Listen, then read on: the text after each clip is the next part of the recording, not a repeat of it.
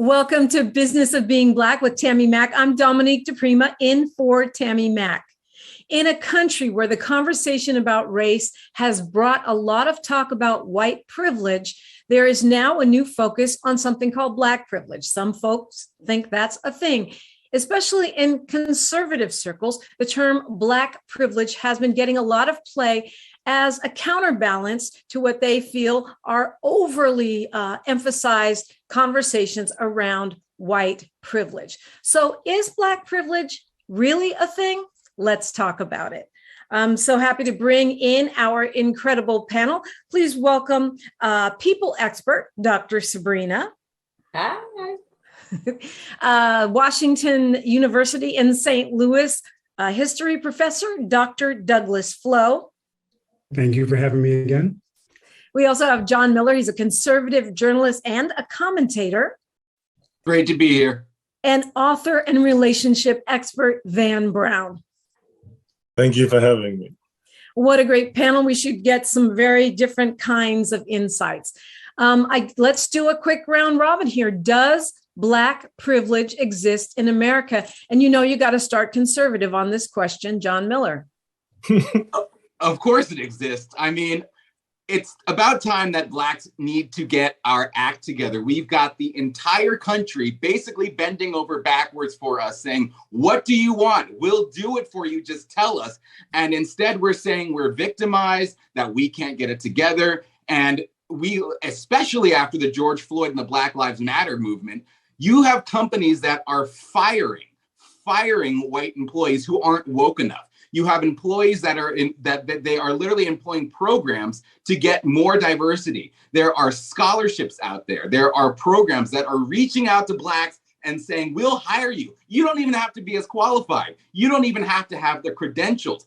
All you have to do is kind of be able to do the job, and we'll say, here's the job. And for some reason, we're still out there saying, no, we can't get hired. No, we're victims. No, they're discriminating against us. And it's time to stop making excuses, and it's time to start just taking advantage of the fact that the mood of the country right now is on Black side. Okay, if we we can't get do it a together, that's quick on us. check-in here, but I guess we kind of got off to the races, and that's fine. I don't know where these companies are that are firing people and hiring unqualified Black people, but I certainly know the talking point and the mythology. I've lived everywhere from the deep South all the way up to Vermont. New York to Los Angeles, everywhere I've lived, every company, especially the big corporations, are out there saying, here are programs. Well, I've got a list. These are all the scholarships. You know what? We'll have more time to talk about this. I want to let other people. Scholarships that are saying, we'll hire you if you're Black. You don't have to be qualified. Can you play nice in the sandbox, Mr. Miller? And I will too. How about that? Of course. Let's get a counterbalance here. Dr. Flo, how do you see it? Well, I think some of the things that you're talking about are things that individuals do, right? I mean, there are always cases where an individual might take, some aspect of their identity, which in the case that you're talking about is victimhood, and use it or weaponize it in some way that someone can be critical of, right? And so I think there are instances where certain things happen. Some of the things that you just mentioned may actually be happening, but they're, I don't know if they represent some wave of what we would call Black privilege. One, especially not one that would rival to any extent what we generally call white privilege, which I'm sure we'll talk about a little bit in a little while. But I think some of the things you're talking about are things that are happening in individual instances here and there. And you mentioned there's a movement for Black people in the country. The country is on the side of Black people. I don't know if I would say that for sure. I mean, there's definitely some ways in which representationally we've seen some advances, and that's very positive. That's great. And that can lead us somewhere in the future. But I would say that we're still dealing with some massive issues of inequality, whether it's in health outcomes or financial outcomes, educational outcomes, mortality, et cetera, that are still in need of reparation and repair. Well, Van Brown, you're looking at this from maybe the relationship expert side, and many of these things are relational. How do you see it? Yes, thank you so much for having me. This is a very important topic. We have to look at it from the perspective of perspective becomes your reality. So let's look at it this way. We have we know how white America, et cetera, conservative view the images of Black people is really being depicted horribly in the news and et cetera. Here's stereotypes and et cetera.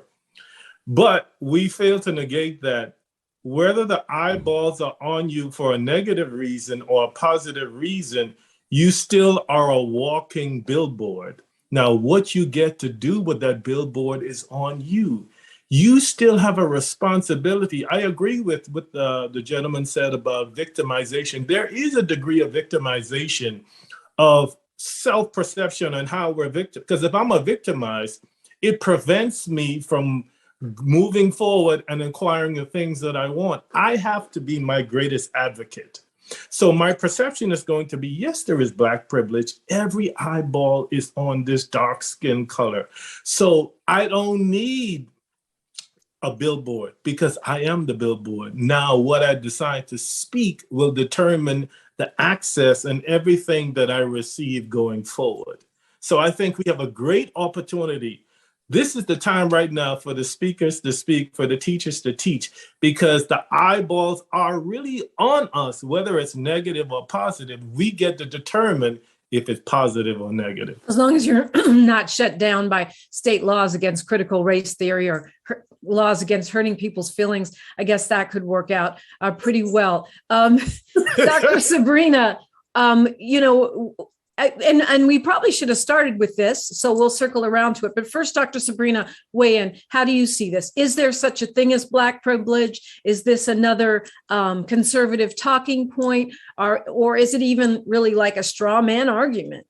Well, I just think that when we talk about entitlement speaks to what is due you, what you have the authority to do, what you have the permission to do, and what you have ownership to do.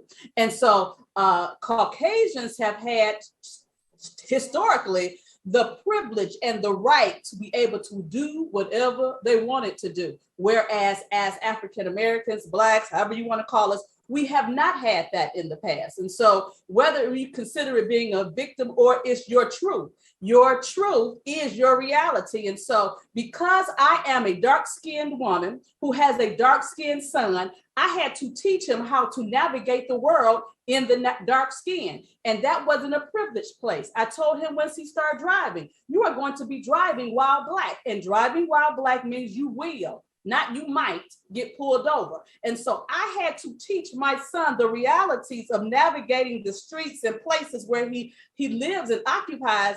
And it's not a privilege. It is not something that is a good thing to have to talk about. It is something that I had to teach him so he could stay alive and get to be 29 years old. Mm. So what is the definition of privilege? According to our producers here, the dictionary, it's an advantage that is unearned, exclusive, and socially conferred, meaning it is given to you by society, not something that you have earned. One article goes so far as to say that this thing called Black privilege extends beyond the borders of the United States.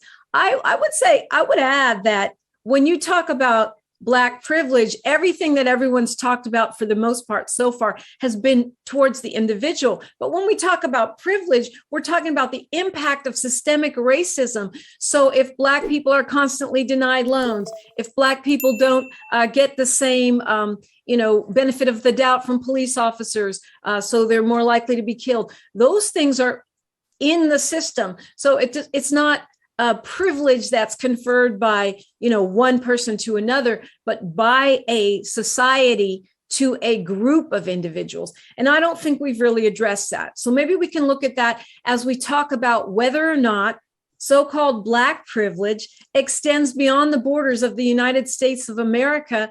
And, I guess for that, we better start with history. So let's go with Dr. Flo. If Black privilege extends beyond the borders of America? Yeah, assuming that it exists at all, yes. I mean, I don't know. I don't know if I would say that, or if I would answer that question. I mean, first of all, we have to establish whether or not I think there is Black privilege. Mm-hmm. And I think to address that subject, we have to understand what people mean when they say white privilege.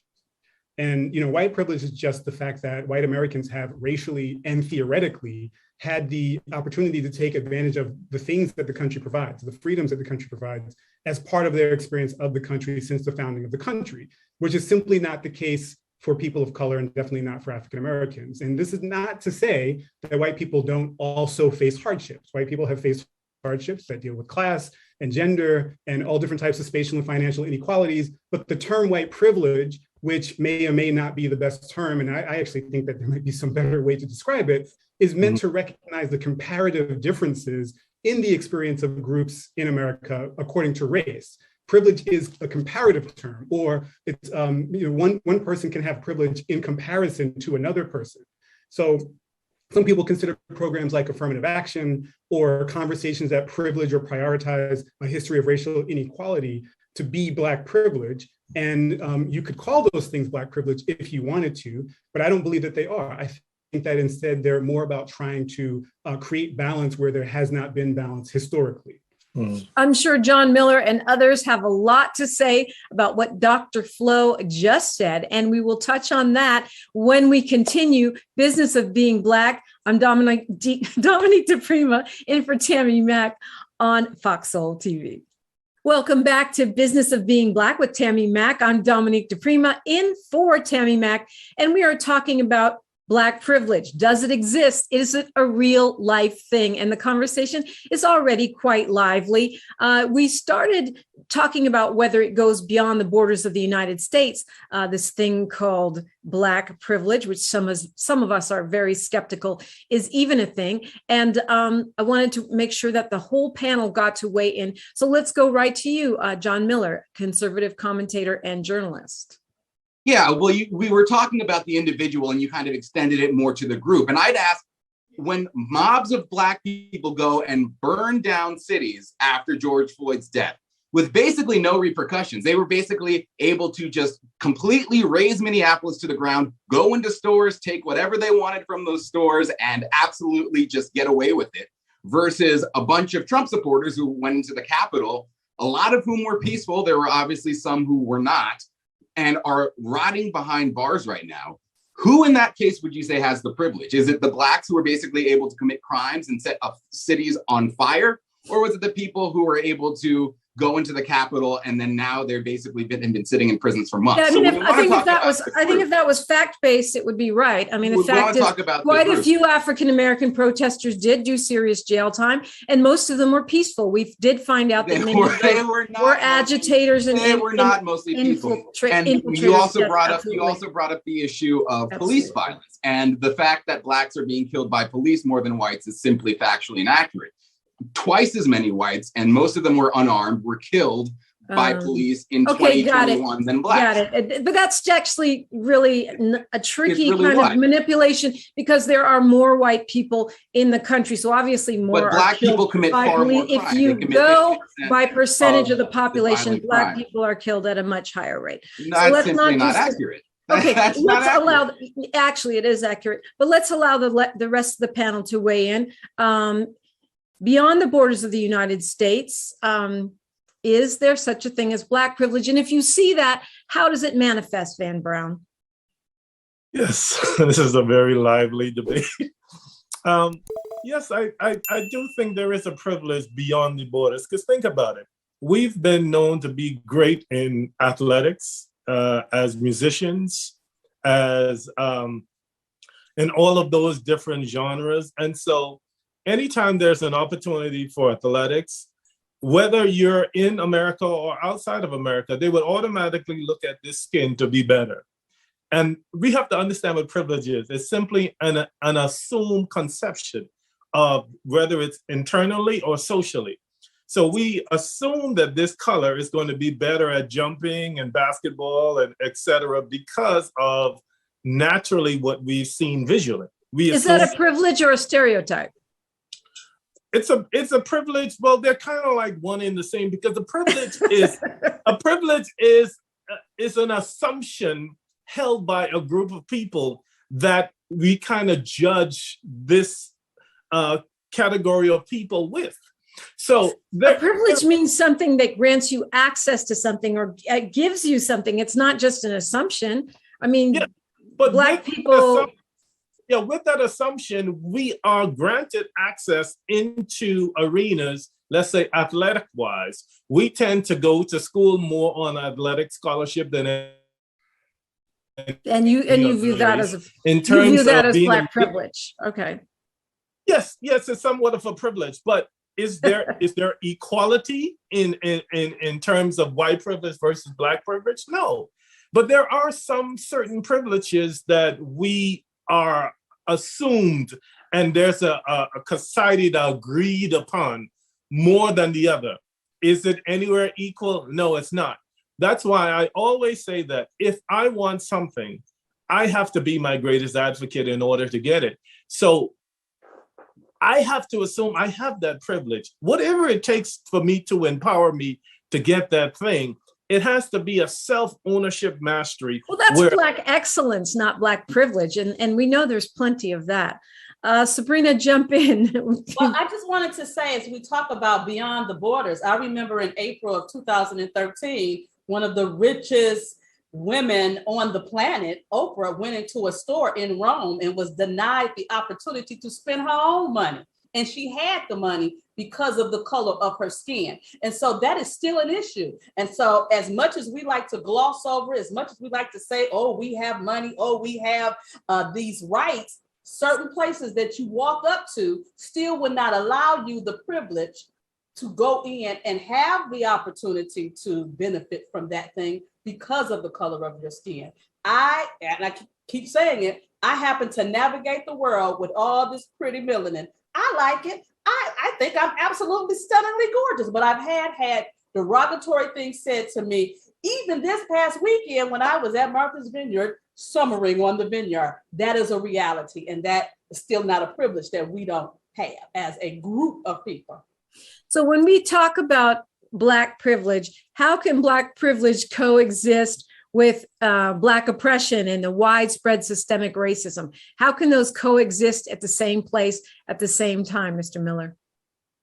What systemic racism? That's the question I'd ask. Doesn't exist. I understand, and I'm not in denial that it has existed in the past. Obviously, Blacks were slaves, but at this point, what systemic racism? I mean, when you have when did it disappear, Mr. Miller? When did systemic racism? Sometime before I was born, because I've never experienced it.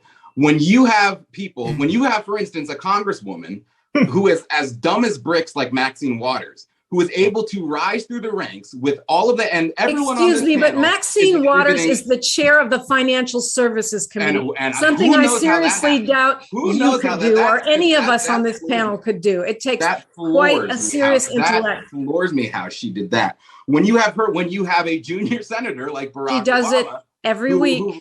Who is basically, you have a number of people who are undeserving of their positions because society has made it easier.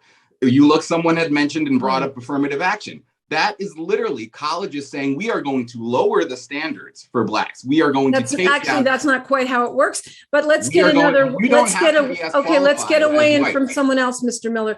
Dr. Douglas Flo, how do systemic racism and Black privilege coexist?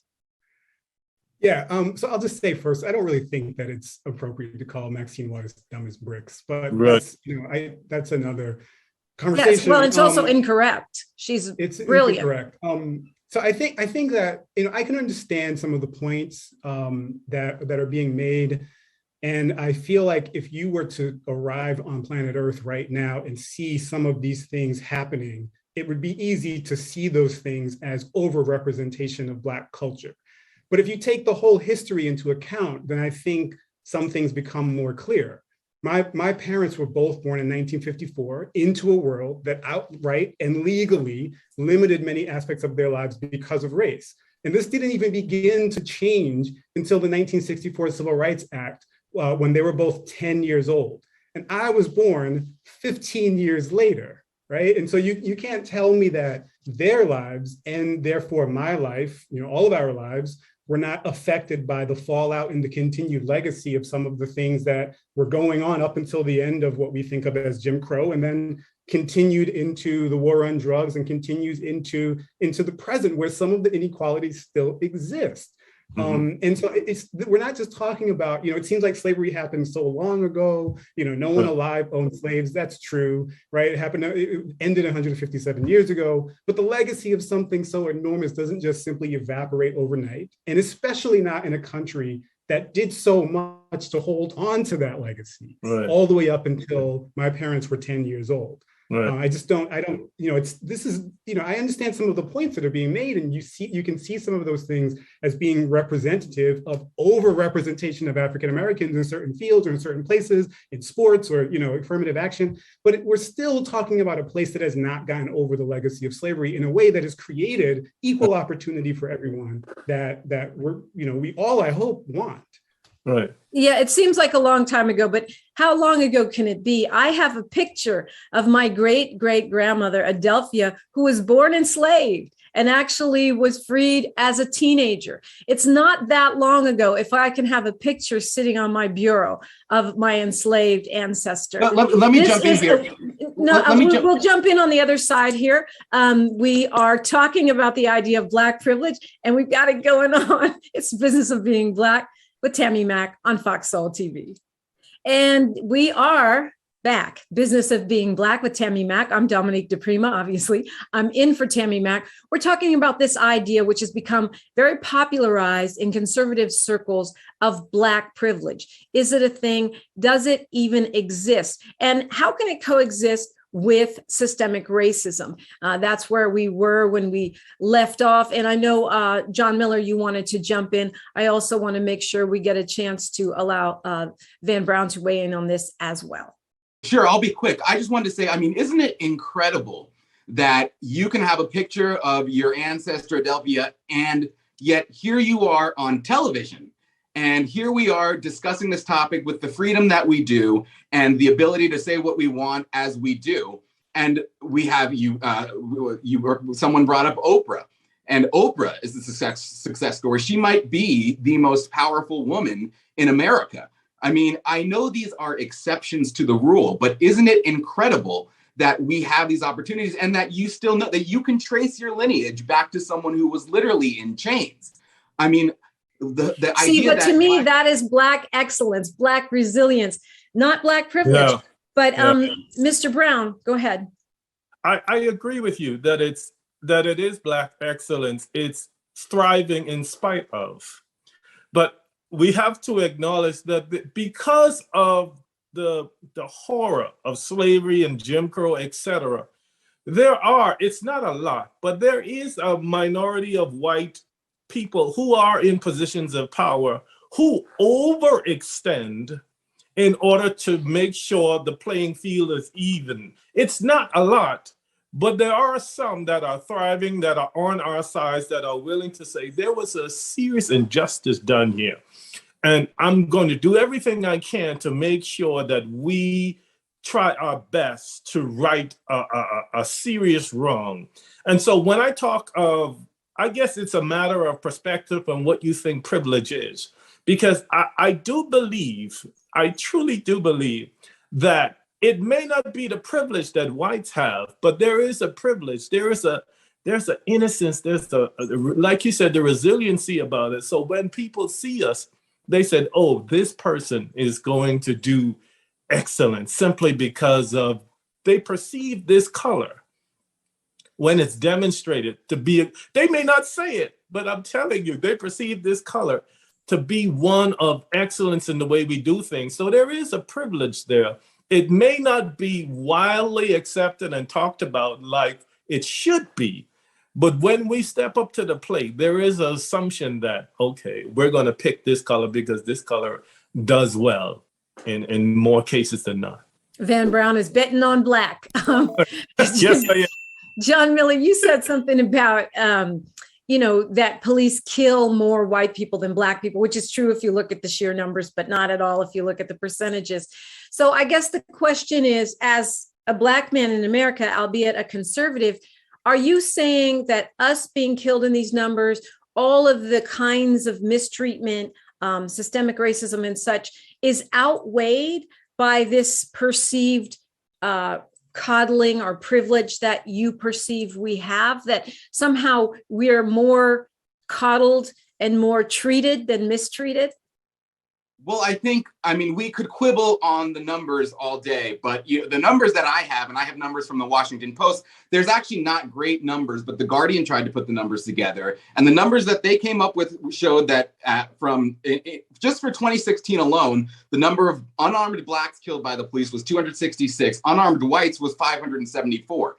When you had mentioned yourself that blacks make up a far smaller percentage of the population, and yet they commit a lot more crime, almost 50% of violent crime in America. And yet the number of whites killed by blacks in 2016, What whites are killed those by police numbers for? in 2016. Where are you getting those numbers from? Because that's from the Guardian. I have numbers found brought up no earlier from the Washington credible. Post. I have found They're no from the credible Washington source. Post. So I'm No. hardly looking You're at. talking about arrests. I'm not looking Yes. at right-wing, nut conspiracy websites. I mean, this is the Guardian and the Washington Well, Post. those numbers don't match any credible numbers of crime, but okay. And when you have stores that are saying, we're just not going to prosecute. It's not worth it. It's not safe for us. So come into our stores and steal Where are from these us. stores? These stores are in the mall. You got an incident in Sephora recently. Every Sephora, time those people are arrested, they are going under the jail. Sephora, they just scooped everything up. Okay. They scooped everything up. They walked out the store, and the people in the store said, "You know what? We're not going to do anything." You combine that. I think that's not quite right. But okay, so If there's clearly, in video your of it. opinion, we are more coddled. So, in your opinion, black privilege We're trumps black And I oppression, understand, systemic racism. I understand, as our Got previous it. guest mentioned, that it could be part of it is an overcorrection, right? It's an overcorrection. There's no of- overcorrection. That's just a talking point. But I mean, I understand the perception of an overcorrection. That's where you get, we will not be replaced. But let's get some other perspectives here. Dr. Sabrina, are we treated more than mistreated? I think that we are mistreated across the board, because I know I have two examples. I have a very good friend who has a multi-million-dollar environmental company, and she was not able to go in and get a signature loan, whereas her assistant, who happened to be white, was able to go into the bank and get a signature loan. Don't have nowhere near as much money, don't have nowhere near the credit score, but because of the skin color difference, that was the difference. Then I have another friend who is very high up in a corporate position, has over 800 credit score, but every time that he's trying to purchase property, because of the color of his skin, he's given much more difficulty in approving those loans, even though he has the money, even though he has the credit score. So we still have these issues based on the color of our skin in these places that give us the right and have access to where we live, where we play, things of that nature. Well, I think it's also worth pointing out that perception is really different from the actual data. If you look at the data, the discrimination in home loans, the discrimination in appraisal rates, these things persist in education. Dr. Flo, are we more pampered or are we more oppressed? I think a lot of the instances that are coming up in this conversation, sometimes there are some imbalances because people are concerned about how it might look if they say or do certain things in terms of race. But I think a lot of this is anecdotal. I don't think it really represents what's happening across the board for African Americans. I don't think it really represents a major enough trend to say that there is a phenomenon called Black privilege. And then also I was going to say, and I was thinking about something that Van Braun was saying, that maybe it would be better to take the word privilege out of these conversations, right? When you tell a white person who lives in a trailer park that they have white privilege, it's very easy for them to make an argument that they don't have white privilege. Right. And the word is associated for us with wealth and easy living, and it's really easy to argue against that.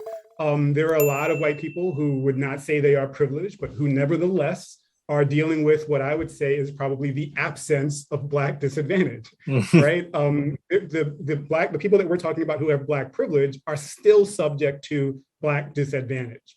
So I hear some of these stories, and I, if we were to have a longer conversation about this, there might be some points in which I would say, yeah, I think that that's unjust, or this shouldn't happen that way, or if someone does X, Y, or Z, then they should have to pay the consequences.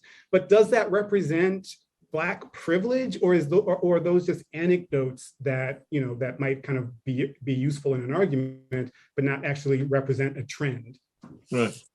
Right. So Van Brown talked to me about that. I mean, so many times what we're doing is we're going based on a perception, which is a personal interaction or a story that we heard from John Miller or whatever it was. Right. So how do you come to these conclusions?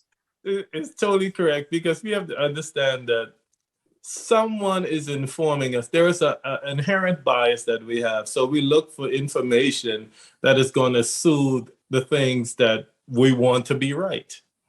Now, the thing is, do I want to be right, or do I simply want the truth? That there's a distinction. Do I want to be right, or do I want to hear the truth? Maxine Waters is not ignorant by anyone's standard. Okay, so let's just throw that out of the way. She's an extreme intelligent woman. You don't get to be in those places simply by, okay, because you're Black, this is what's going to happen. Hold that thought, Mr. Brown. We're going to continue this conversation, whether we're right or we're telling the truth, on Fox Soul TV. Welcome to Business of Being Black with Tammi Mack, and we are blackety black today as we are talking about this idea of Black privilege. Does it exist? If it does, how does it show up, and what does it really mean? So does having so-called Black privilege, which is something, I don't think is a thing, but okay, for the sake of argument, let's say that it is a thing. If you have privilege, and Dr. Flo, I know you were, making a point. I want to let you finish that also. But if you have Black privilege, does that mean that you also can oppress another group? If you are oppressed, can you still be an oppressor, I guess? Yeah, and that's a really interesting question that is at the foundation of this conversation. I think definitely, and this is why I keep saying that individuals or groups of individuals can, the fact that you might be someone who's considered a victim doesn't mean that you're perfect, that you're infallible, right? So groups of individuals who have been victimized or who have been oppressed can, if they're, anytime you're wielding any sort of power, you can use it in a way that could affect someone else negatively. And like I said before, if we were to have a much longer conversation about this, we have this conversation in some of my classes, in some academic conversations, we can definitely see instances where a person who is considered a victim, not just in America, throughout human history, can wield some power that is associated with their victimhood in some way that could be possibly unethical. And so there are some instances that have come up today where you might be able to say, yeah, I could see that being an issue. I could see that being a problem. Again, is that something that is a general phenomenon, or is it an individual or on a micro scale phenomenon? And I would say that it's more micro than macro. So this question about, it really reminds me of the conversations about reverse racism, which again, I don't think is a thing, but many people do. And so I'll bring this to you, John Miller, because I'm pretty sure we agree to disagree on this. Some folks say that there shouldn't be a Black History Month, because if we have a White History Month, that's considered white supremacist or racist. Take it away. Yeah, I wrote an article a couple of years ago about how we need to end Black History Month for that exact reason. Because if Blacks get their own History Month, I mean, we just finished the LGBTQ month or whatever. Right. We have Women's Month in March. We have Black Month in February. The only people who don't get their month is white people. And it's like, okay, so if we're going to do this game where every group in America gets their own little month, then I feel like white people should feel entitled to their own month. And you say reverse. John, some people would argue, and I'm one of those people, that every month is White History Month, that our history books are Eurocentric, that we center white privilege, white beauty, white standards in everything that we do. So they don't need a special month when it's White History Year. Right. I don't know anyone in school who didn't learn about slavery, who didn't learn about emancipation, who didn't learn about Jim Crow, who didn't. But that's not the totality of our history. That's our enslavement. No, yeah. But CRT wants to make that the entirety of our history. They want to make it the totality of our history. But I don't know anyone they're making it seem like we didn't learn about these things and that history centered around dead white men. I don't know any history course that doesn't teach those things in the proper perspective. So this idea that history is built around white people is an absolute myth. Well, no, I'm only talking about U.S. history. Discriminate against white people in America. Got it. Dr. Sabrina, do you agree with John Miller? We should eliminate Black History Month, Latino History Month, Pride Month, Women's History Month, and just, go back to when America was great again? What's so important is that what you said, that all of our history, we have heard all about the good and the bad that the perspective of our majority culture has. I think it's so important that when we do Black history, we don't just talk about the negative places and spaces that we've occupied, but the things that we've done to overcome, the things that we talked about to be resilient, the things that we need to understand so that we can step into our excellence and our things. And if you're not getting that on an ongoing basis, yes, you absolutely need a time to give that to your people. And I just think that as we have all men on this panel, because I have a son and I have asked my white counterparts, have you ever had to tell your white son how to drive and to make sure that you come home safe? Do you give them a tutorial on what to do if you're pulled over by the police? They don't even understand what that means. And because we still have to do that today, we still have a cultural continuum that there's our issues that we have to prepare our young Black men for. I don't see the space and place for entitlement. Okay, we're going to do this kind of quick because I want to make sure we have time for our lightning round. But Van Brown, imagine a Black kid and a white kid. They're both raised in working class families. Is that white kid going to have more privilege than, say, Van Brown's son, who is a, well-off, well-regarded media personality? Yes, historically speaking, I would say yes, the white kid has more of an advantage, simply because, remember, people, when they see their color, they associate it with themselves. So they're biased to themselves. So it's not so much that they're more concerned about that person, it's that they love themselves. And when they see that person, they see themselves. So this is why racism is so prevalent, because white people see themselves. And we have to understand the reason why people implemented African American Month and all of this stuff, simply because when you don't see or study psychologically what slavery and Jim Crow and everything did to us, it destroyed our sense of worth. And therefore, white people, remember, the whole thing is they never saw us as human. So what this month does, it humanizes us. I wish that we didn't have to have it, but this is an attempt to humanize us. We're going to leave it there. Certainly, we would need to probably add in the class conversation and analysis. Right. To go deeper on that. This is the lightning round where you get 30 seconds to tell your point of view. Are you ready? Well, let's start with you, Dr. Sabrina. Ladies first, 30 seconds. Thank you. I love it. So let me say this. I believe that the thing about entitlement and privilege and ownership and power, we have not arrived there yet, especially seeing that we still have to have every so often our voting rights regulated again. They vote again. So we still sit in a place that the possibility of something can be taken away from us. That is not entitlement. Van Brown, your 30 seconds on this issue. Once again, privilege is a matter of perspective. I truly believe that I am privileged simply because there's a spiritual element, that there's nothing that I want that I can't attain. And I'll say that to every Black person that I come into contact with. You have the right to receive the privilege that you rightfully deserve, and it will propel you to the success of what you say. I don't care what's out there. Once you decide that you are privileged, you will receive everything that you want. Thank you. John Miller, your 30 seconds.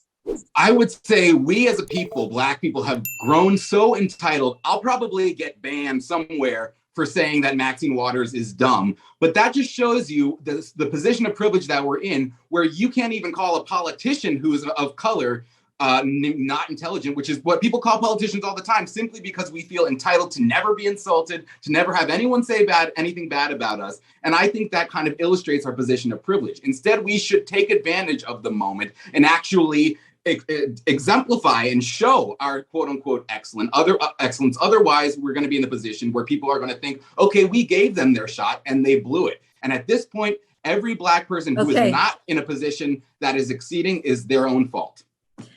Dr. Douglas Flo, 30 seconds from you, please. Yes, I'll just say I appreciate John's energy and his, fact that he came on the show to talk about this. I would just say that Black privilege, the idea of Black privilege is not a new concept. We heard conversations about this right after the Civil Rights Act of 1875 was passed during Reconstruction.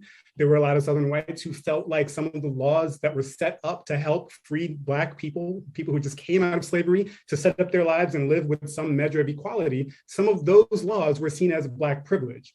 They were seen as legal favoritism. But in fact, they were nothing but statutes that were set up to protect the powerless. And obviously things are a bit different, but the dynamic has not simply changed. I don't think we're completely there yet. This is Business of Being Black with Tammi Mack. Let's find out what these folks on our panel are up to next. I'm Dominique DePrima. This is Business of Being Black with Tammi Mack, filling in for Tammi Mack today. So much fun and such a privilege. I want to find out more about the great work that our panelists are doing because everybody's got a specialty. Everybody's got some excellent Black excellence going on in their world. So Dr. Sabrina, let's start with you. What is the mission of Mental Health Mondays? Well, Mental Health Mondays, every Monday, I spend some time talking about and giving tips, tools, and strategies on how to keep our mental together. What I help people to understand is that mental health itself is an umbrella. And under that umbrella, you go from mental wellness all the way to mental illness. And on any given day, any of us fall somewhere along that continuum. So I want to help you get more to mental wellness and stay away from mental illness. And it's more needed than ever, I think, during the pandemic and just all of the issues that seem to be coming out of that. Absolutely. Absolutely. And so, I am known as the people expert. I help people with people, even if that person is themselves, because I say all the time, we think it's somebody else, but it's really us in the need of some help.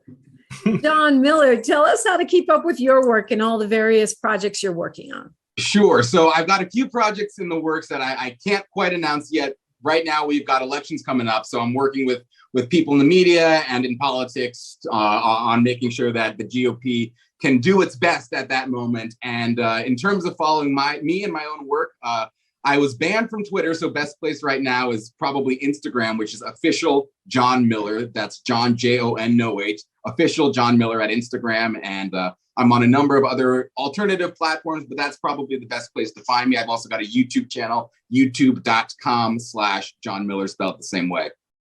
Wait, you're not on Truth Social? I am on Truth Social, but I think you have to sign up and then get approved or something. So I don't know if everyone here can get on Truth quite yet, unfortunately. All right, by invitation only. Then tell us about your book, Love Symptoms. Yes, thank you so much. This book was created simply because there's so much misinformation out there about love. And love is the most powerful force on earth, the way we love ourselves, the way we love someone else. It's just the cause of racism is a self-hatred. So when there's communication about love and how successfully to give it and receive it, it makes all of us better. And so it's not just romanticism, it's family love, individual love, social love. The way love is supposed to be exhibited is a common thought all throughout the different experiences.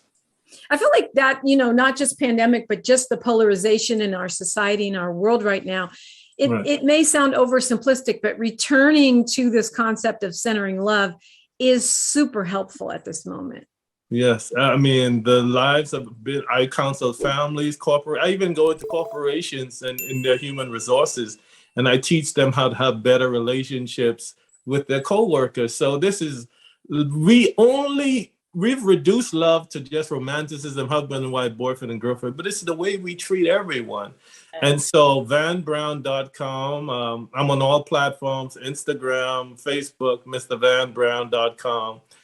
You can buy my book on Amazon, or you can go to my website, vanbrown.com. And I'm just grateful and humble of the work that's being exhibited through what we're doing. So I'm excited.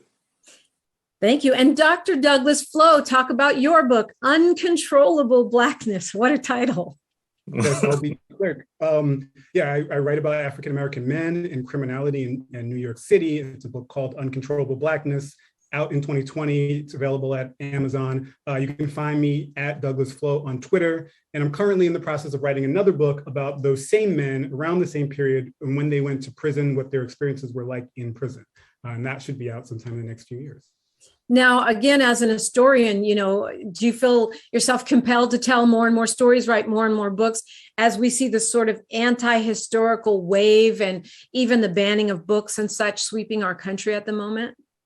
Yeah, again, I'll be quick, but I think history is extremely important. As I was saying before, some of the ways in which we conceptualize some of our political conversations are ahistorical. And we have to kind of understand where all of these things came from, where a lot of the things that we see happening right now came from, in order to understand what the true solution may be. And I tell a lot of stories about the lives of African Americans in the past. I find them deep in the crates in the back of the archives, and I try to bring them to light because I think to truthfully understand what's happening, not only in America, but in the Black community, is to really kind of lay ourselves down on the therapist's couch and talk about our past and talk about it in some really candid ways to try to understand what's going on and why. We've got a few minutes here. I want to end on an upbeat note because that's what Tammi Mack always does when she's here. And also because it's just a good thing to do. We've talked a lot about this idea of Black privilege, whether or not it exists. We have all different kinds of viewpoints. I celebrate the spirit of diversity of opinion in our panel. So I want to give each of you just a chance to do a quick weigh-in on solutions. Whether you see Black privilege as a thing or not, what do you think we ought to be doing to get to that equitable, just, fair, and free society that all of us, regardless of our viewpoint, are really looking for? And I'm going to start with you, Van Brown. Thank you so much. This is so important. I think we cannot receive what we don't honor. So we first have to give to ourselves the things that we would want. And so I have to look at myself and say, do I have any inherent bias? Is there anything that is preventing me from loving effectively, whether it's in my family, whether it's socially, etc.? I first have to be the first demonstration and then move towards socially and community-wise. So I start with me, but I don't end with me. I have to be the driving force to say, hey, there's something bigger and greater than me in there. And then I reach for that. Dr. Sabrina, the people expert, what does your expertise tell us people ought to be doing? As people, we need to tap into our humanity. We need to tap into the fact that we were created to be interdependent and not independent. We were created to connect with others. And so we have to learn how to agree to disagree agreeably. Just because I don't agree with you does not mean I have to cancel you. It doesn't mean I have to try and destroy you or derail you. I absolutely may learn something if I open my ears and listen more than I talk. Yeah, the lost art of listening. John Miller, journalist, commentator, what's your commentary on what we ought to be doing to get right? I think regardless of whether you call it privilege, you want to call it excellence, I do kind of believe in the Mickey Mouse vision that there's nothing that we can't do if we don't set our minds to it. I'm looking at the screen now. I see you've got your Emmy behind you. We're all here on television having this great conversation. And so I do, or at least I like to believe, that we have opportunity and we have to grasp it. We've got to follow laws. We've got to work hard. Everyone has to do that. And we're no exception as Blacks. And I think if we really just embrace that, there's nothing that we're unable to do. Yeah, well, I mean, I think we've proven time and time again, as Maya Angelou said, still I rise. Dr. Douglas Flo, what do you think we ought to be doing? I mean, you can put it in historical context or take it right to right now. Well, I mean, I would have to say first, I'm with Van Brown about love, that love is a very, we need to kind of understand love more expansively than these very kind of individualistic ways in which we currently think about it. There's an old Buddhist saying, when you take care of yourself, you take care of others. When you take care of others, you take care of yourself. I think that we ultimately need to continue to have conversations like this. We need to be able to disagree with each other, but still respect each other. We need to be able to have an understanding that we live in a country where, unless we're planning on drawing a line down the middle and going our separate ways, we need to figure out how to make this work. And that means trying to respect each other, trying to figure things out. And as you said, you always have to reference our history in order to really figure out the best ways to do that. Yes. Yeah, well, this has certainly been an enlightening conversation. If you guys want to find me, I'm at DiPrima Radio. It's DIPRIMA, and then radio. Whether you believe in privilege or whether you don't believe in privilege, I think it's important to remember to look at things not just from the individual, but from the societal view, where we're looking at how something affects everybody instead of just how it affected me or that one person I heard tweeting or that other person that I saw on Facebook, because we are interdependent, as Dr. Sabrina so well put it. And somehow we're going to have to figure out how to move forward as one whole race. I want to thank Dr. Sabrina, Dr. Flo, John Miller, and Van Brown for joining me today. What a lively and wonderful conversation. I want to thank Tammi Mack for letting me borrow her mic while she took the day off. Thank you so much for watching. Until next time, it's a pleasure to be in your box.